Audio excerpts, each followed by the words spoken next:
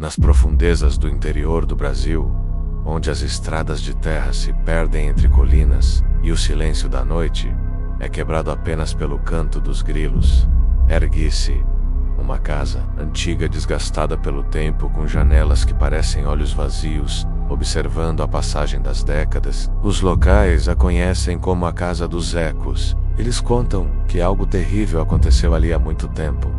Um segredo enterrado sob suas fundações, um segredo que se recusa a permanecer em silêncio. Hoje, vamos desvendar os mistérios dessa casa, mergulhando em uma história real de arrepiar, documentada por relatos e gravações que desafiam qualquer explicação lógica. Preparem-se para ouvir os ecos do além. A história começa com a família Oliveira, que, em busca de paz e sossego, comprou a propriedade no início dos anos 80, ignorando os avisos sussurrados pelos vizinhos. No começo, tudo era idílico.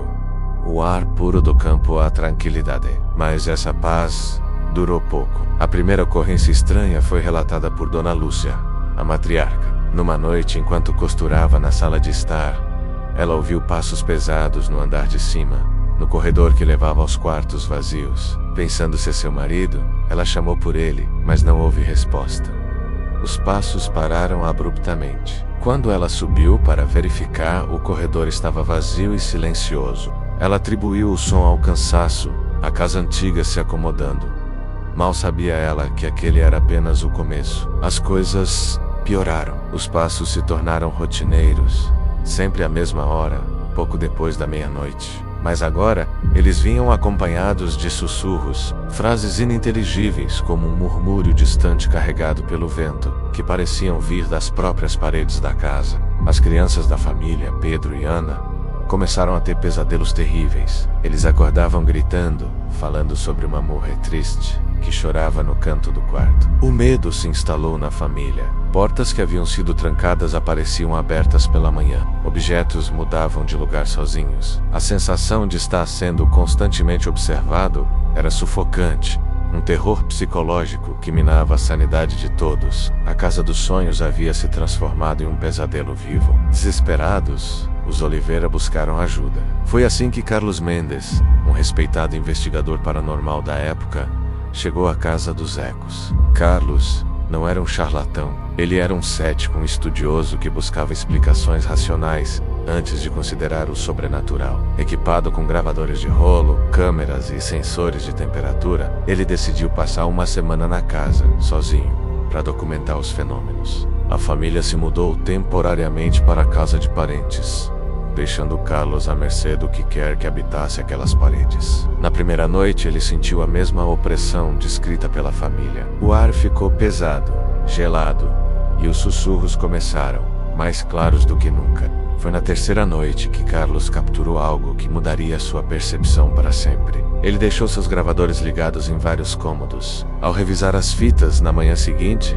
ele ouviu, em meio ao ruído estático, uma voz de mulher, clara e melancólica. Ela sussurrava uma única frase, repetidamente.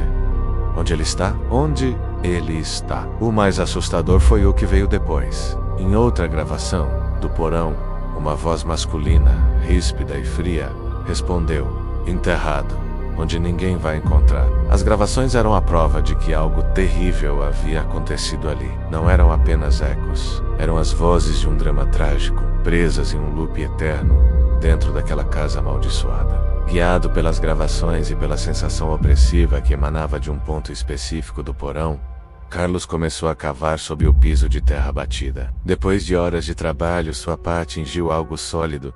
Não era uma rocha. Com cuidado, ele limpou a terra e descobriu os restos de uma antiga caixa de madeira. Dentro dela, ossos humanos e um medalhão de prata enferrujado com a inicial e gravada. A verdade, enterrada por décadas, finalmente veio à luz. Pesquisas nos arquivos da cidade revelaram a história de Elara, uma jovem que desapareceu misteriosamente na década de 1920.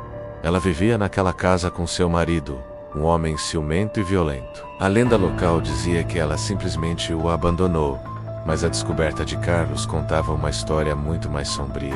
A casa não era assombrada por um fantasma qualquer, era assombrada pela dor e pela injustiça. Os ecos eram o choro de Elara, procurando por justiça, e a resposta fria era o eco da maldade de seu assassino. Após a descoberta, os restos mortais de Lara receberam um enterro digno.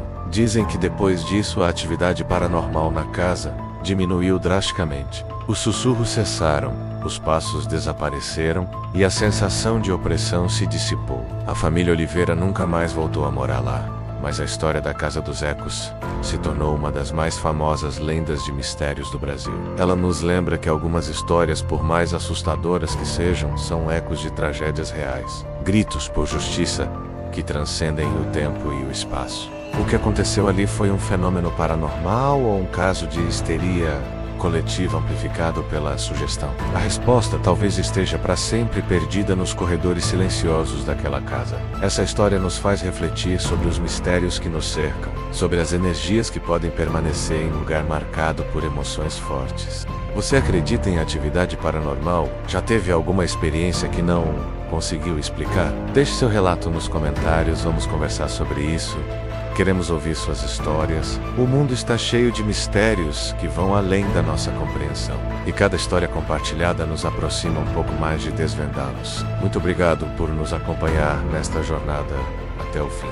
Se você gosta de histórias de mistério e relatos sobrenaturais, não se esqueça de deixar o seu like, pois isso nos ajuda muito a continuar trazendo conteúdo como este. E claro, inscreva-se no canal e ative o sininho para não perder nenhuma investigação. Até a próxima história.